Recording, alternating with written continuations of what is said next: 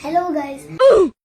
So ngayon pala, manghuli tayo ng lamok, lalagyan natin itong takip ng mantika. Look at this Pag may dude. nakita lamok, sabi huliin. Meron na tayong mantika, pati takip.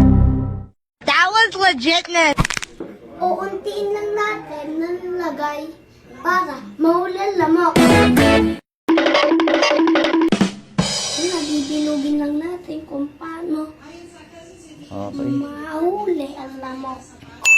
Pagkatapos bilugin yung mantika, kukuha tayo ng lamok na yun. Tara na!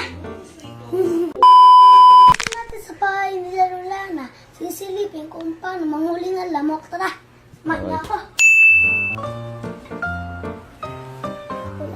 Ulit!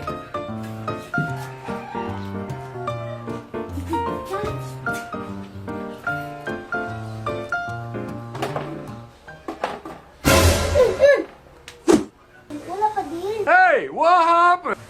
Wala pa nga din. Ano sa tas ng lamok? Wala. Lamok. What? Ito mga picture na to. Ito si Tito Ed, pati si Tito Ed.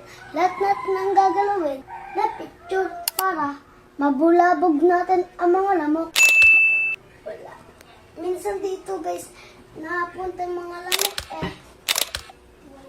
Wala po ito. Yan guys, wala pa akong nahuling lamok kayo, no? Guys, dito na tambay mga lamok. 2 hours later. Alam mo, nahuli tayo lamok. Dahil sa mantika, may dami tayo nahuli. Ayun, no? Kasi, hindi na kayo magsasayang sa mga mantika nyo. Lalagyan nyo lang mantika. Pag may electric pan kayo, makakagat pa din kayo. Sige na nga. Malipas ang ilang araw, ito ang nahuli namin. Ayan, no? 1, 2, 3, 4.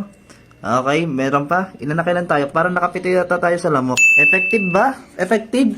Effective! Huwag nyo kalimutan mag-heart at subscribe. Kaya dito na matatapos ng video. Bye-bye!